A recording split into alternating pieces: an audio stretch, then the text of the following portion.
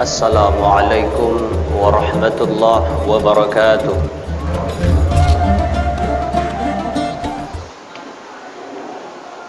Innal hamdalillah nahmaduhu wa nasta'inuhu wa nastaghfiruh wa na'udzu billahi min shururi anfusina wa min sayyiati a'malina. May yahdihillahu fala mudilla lahu wa may yudlilhu fala hadiya lahu. Amma ba'du. Asyhadu an la ilaha illallah wahdahu la syarika lah wa asyhadu anna Muhammadan 'abduhu wa rasuluh alladzi la nabiyya ba'dah. Allahumma salli ala sayyidina Muhammadin wa ala ali sayyidina Muhammadin. Fa ya ayyuhal muslimun wa ya ayyuhal hadirun, usikum wa nafsi bi taqwallah faqad fasal muttaqun. Kama qala ta'ala fil Qur'anil Karim, a'udzu billahi minasy syaithanir rajim. Ya ayyuhalladzina amanu taqullaha haqqa tuqatih wa la tamutunna illa wa antum muslimun. Summa qala nabiyuna Muhammadin sallallahu alaihi wasallam fi kitabil hadis, al jama'atu rahmah wal firqatu azab. Sadaqallahul azim wa sadaqa rasuluhun nabiyul karim wa nahnu ala dhalika minasy syahidin wal dzakirin walhamdulillahi rabbil alamin. Jemaah-jemaah yang dirahmati Allah Subhanahu wa taala, kembali kita mengucapkan rasa syukur kita kepada Allah Subhanahu wa taala dengan mengucapkan alhamdulillah, karena nikmat yang besar Allah kasih pada hari ini kepada kita adalah nikmat tangan dan kaki. Kata Nabi dalam sebuah hadisnya, siapa yang berjalan menuju salat Jumat kafarah, wal masyailal jumu'ati kafarah. Kata Nabi, siapa yang mengayunkan tangan satu kali saja dalam perjalanan menuju salat Jumat kafarah, penebus dosa dalam satu minggu. Al-ghuslu yaumil jumu'ati kafarah, mandi sebelum berangkat Jumat, kata Nabi, kafarah. Maka hari ini kita sudah melaksanakan mandi sunnah sebelum berangkat Jumat, berjalan kaki menuju salat Jumat. Itu semua tidak lain dan tidak bukan karena rahmat Allah Subhanahu wa taala. Salawat dan salam ke junjungan alam yakni Nabi Muhammad sallallahu alaihi wasallam. Dia adalah putra Abdullah buah hati Aminah, Muhammad kekasih Allah. Suatu ketika Rasulullah selesai salat asar, beliau bertanya kepada sahabat, "Ya sahabatku, tahu kalian siapa orang yang paling mulia?" Kata sahabat, "Ya tentunya kau ya Rasulullah." Kata Rasul, "Bukan.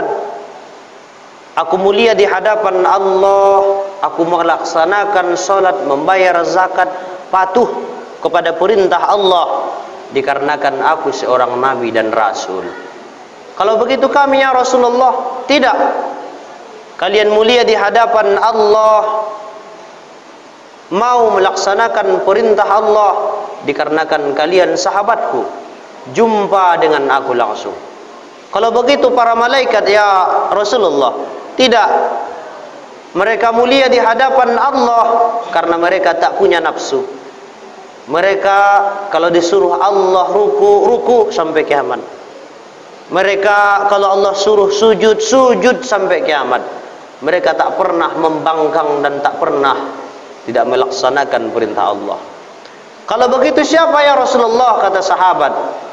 Lalu Rasulullah sallallahu alaihi wasallam berkata, orang yang paling mulia di hadapan Allah adalah orang yang beribadah, orang yang bersolawat kepadaku. Mereka bersolawat tapi tak pernah jumpa denganku. Siapa orangnya? Tentu kita semua. Orang-orang yang selalu membacakan kerinduannya kepada Rasul melalui salawat-salawat yang kita bacakan. Dalam sebuah kitab kita baca, salah satu orang yang dikategorikan memperbanyak salawat adalah tidak kurang dari 300 salawatnya sehari semalam. Jemaah-jemaah yang dirahmati Allah Subhanahu wa taala, Syekh Muhammad Adnan Al-Afyuni, dia adalah seorang ulama di kota Damaskus. Beberapa tahun yang lalu beliau bercerita bahwa ada seorang laki-laki berangkat umrah bersama istrinya. kemudian dia membawa ibunya dan 2 orang saudari perempuannya.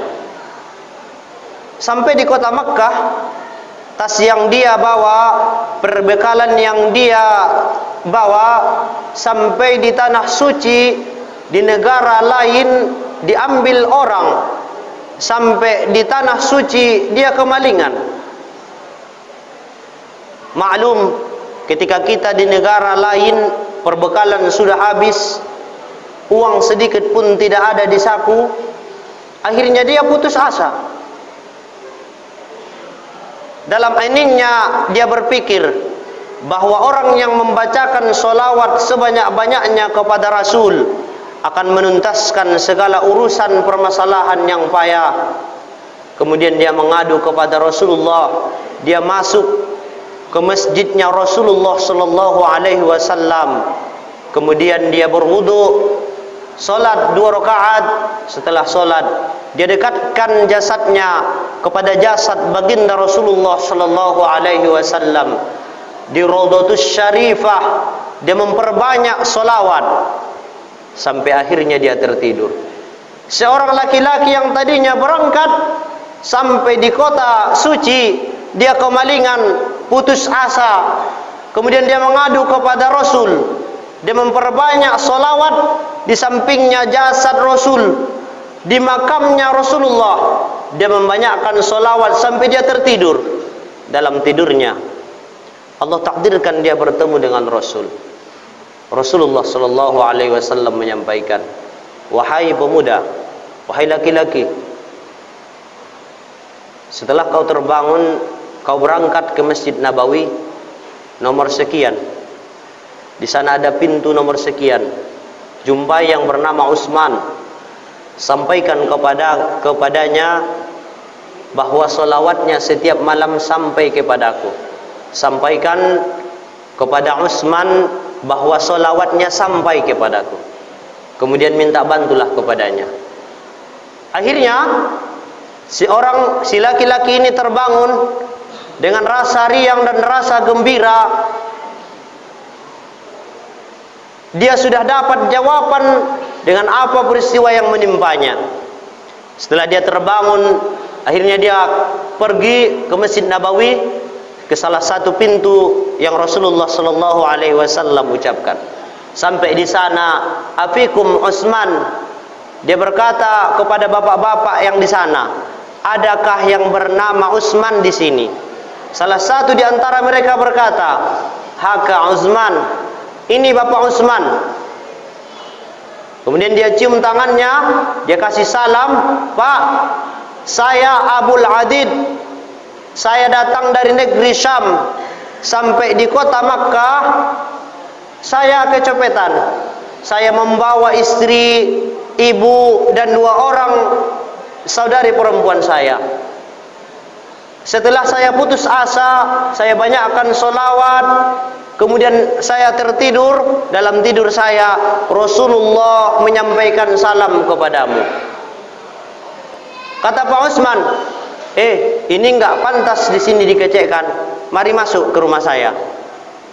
Sampai di rumah ditanya, "Ya Abul Adid, ma qissatan? Bagaimana kisahnya?" "Saya dari negeri Syam." Terus diulang-ulang ceritanya, terus diulang-ulang ceritanya. "Ini tidak pantas di sini. Ayo kita ke kantor." Di mobil ditanya, sampai di kantor ditanya.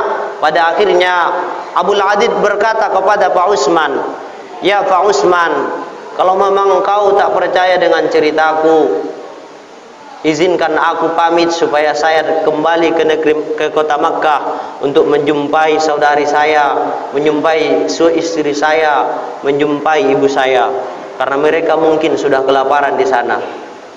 Akhirnya Pak Utsman berkata, "Mulai dari awal pertama saya percaya dengan ceritamu.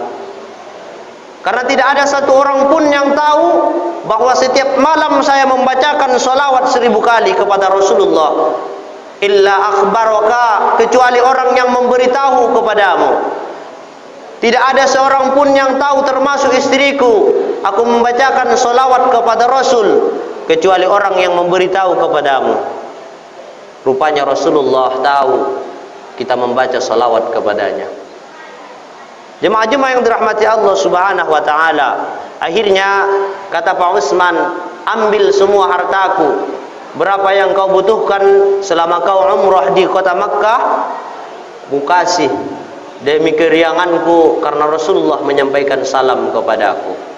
Maka tunggu apa lagi ya orang tuaku, saudara-saudaraku, mari sama-sama kita memperbanyak solawat kepada Rasulullah, karena solawat yang kita bacakan pengharapan kita kepada Rasul supaya kita nantinya mendapatkan syafaatul uzma. Jemaah-jemaah yang dirahmati Allah Subhanahu wa taala, sedikit isi khutbah kami dalam sebuah kisah. Al-Jabir, dia adalah seorang pesanad hadis. Ketika dia meminta kepada Rasulullah, a'jizni wa 'allamani, ya Rasulullah, nasihati aku. Kata Rasulullah, faqultu astaghfiru rabbakum. Surah Nuh ayat 10. Kata Rasulullah, faqultu astaghfiru rabbakum. Jabir adalah salah seorang sahabat Rasul di awal-awal keislaman. Di awal-awal Rasulullah menyampaikan dakwahnya, dia sudah Islam. Maka ketika itu Jabir meminta nasihat dari Rasul. Nasihatnya Rasul satu, yuqarribuni minan nar ilal jannah wa yubaiduni minan nar. Nasihatnya Rasul ini menjauhkan kita dari siksanya api neraka dan mendekatkan kita ke surganya Allah Subhanahu wa taala. Apa itu? Faqultu astaghfiru rabbakum. Perbanyak istighfar. Jemaah-jemaah yang dirahmati Allah Subhanahu wa taala, Imam Hasan Al-Basri, dia dikenal dengan seorang imam pada masanya. Ketika 3 orang bertanya ke rumahnya, datang seorang laki-laki yang pertama, ya Hasan Al-Basri, saya punya masalah. 20 tahun saya menikah, belum punya anak. Bagaimana solusinya ya Imam Hasan Al-Basri? Kata Imam Hasan Al-Basri, faqultu astaghfiru rabbakum. Pulang kau ke rumah, perbanyak istighfar. Akhirnya laki-laki ini sampai di rumah memperbanyak istighfarnya. Setiap malam dia banyakkan istighfarnya. Belum 1 tahun, alhamdulillah dia punya anak. Datang tamu yang kedua, bertanya kepada Hasan Al-Basri, ya Imam Hasan Al-Basri, kau seorang yang zuhud, dekat kepada Allah, kasih aku solusi. Setiap aku membuka dagang, selalu bangkrut bersama modalnya. Jangankan untuk mengharapkan untung, mengharapkan modalnya saja tidak balik. Kalau saya masuk ke pekerjaan, selalu saya di PHK. Ya Imam Hasan Al-Basri, kasih aku solusi. Pulang, sampai di rumah, faqultu astaghfiru rabbakum. Perbanyak istighfar. Akhirnya pemuda ini memperbanyak istighfarnya. Kalau dia buka warung, membuka pintu warung, dia bacakan astaghfirullah. Setelah barang terjual, uangnya dapat, dibacanya astaghfirullah.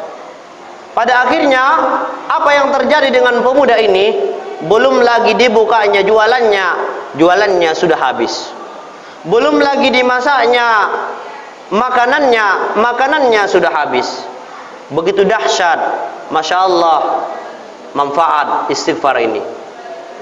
Yang ketiga, seorang pemuda bertanya kepada Hasan Al-Basri, ya Hasan Al-Basri, saat ini kita dilanda kemarau panjang, mintakan kepada Allah supaya datang hujan.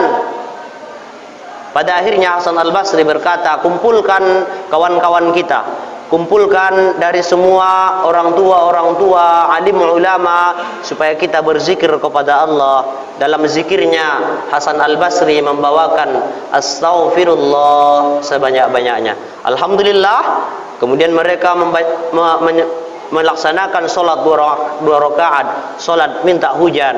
Dalam zikirnya mereka membanyakkan istighfar. Faqultu astaghfiru rabbakum innahu kana ghaffara yursilis samaa 'alaikum midrara wa yumdidukum bi amwali wa banina wa yaj'al lakum anhara. Jemaah-jemaah yang dirahmati Allah Subhanahu wa taala, Terakhir, semoga dengan khutbah yang sangat singkat ini bermanfaat kepada diri kami pribadi, kepada orang tua, saudara-saudara yang berhadir pada kesempatan kali ini. Mudah-mudahan ke depan kita selalu membanyakkan istighfar dan salawat kepada Rasulullah sallallahu alaihi wasallam. Bismillahirrahmanirrahim. Wal 'asri innal insana lafi khusr illa alladhina amanu wa 'amilus solihati wa tawassaw bil haqqi wa tawassaw bis sabri.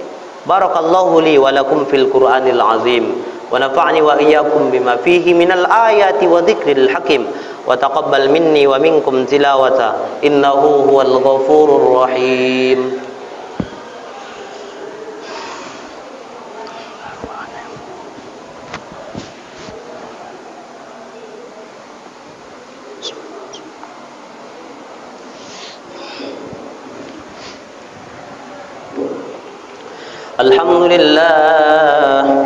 Alhamdulillahi Rabbil Alamin. Wassalatu wassalamu ala ashrafil anbiya'i wal mursalin wa ala alihi wa ashabihi ajma'in. Ashhadu an la ilaha illallah wa la syarika lah wa ashhadu anna Muhammadan abduhu wa rasuluh. Allahumma salli ala sayyidina Muhammad wa ala ali sayyidina Muhammad kama sallaita ala sayyidina Ibrahim wa ala ali Ibrahim wa barik ala sayyidina Muhammad wa ala ali sayyidina Muhammad kama barakta ala sayyidina Ibrahim wa ala ali Ibrahim fil alamin innaka Hamidum Majid. Fa ayyuhal hadirun usikum wa nafsi bi taqwallah faqad fasal muttaqun kama qala ta'ala fil Qur'anil Karim. A'udzu billahi minasy syaithanir rajim wa tazawwadu fa inna khairaz zadit taqwa wa qala idzan fi ayatil ukhra innallaha wa malaikatahu yusalluna 'alan nabi ya ayyuhalladzina amanu sallu 'alaihi wa sallimu taslima. Radallahu 'anil khulafa'ir rasyidin sayyidina Abu Bakr wa Umar wa Utsman wa Ali wa 'alat tabi'in wa 'alat tabi'in wa man tabi'ahum bi ihsanin ila yaumiddin wa 'alaina bi rahmatika ya arhamar rahimin. Allahumma ighfir lil mu'minina wal mu'minat wal muslimina wal muslimat al ahya'i minhum wal amwat innaka ala kulli syai'in qadir.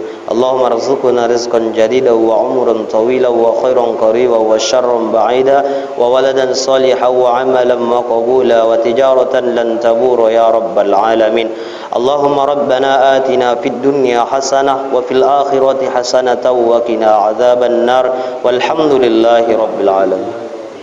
Ibadallah, innallaha ya'muru bil 'adli wal ihsan wa ita'i dzil qurba wa yanha 'anil fahsya'i wal munkar wal baghi ya'izukum la'allakum tadhakkarun. Aqulu qawli hadza fastaghfiruhu innahu huwas samiul 'alim. Aqimis shalah.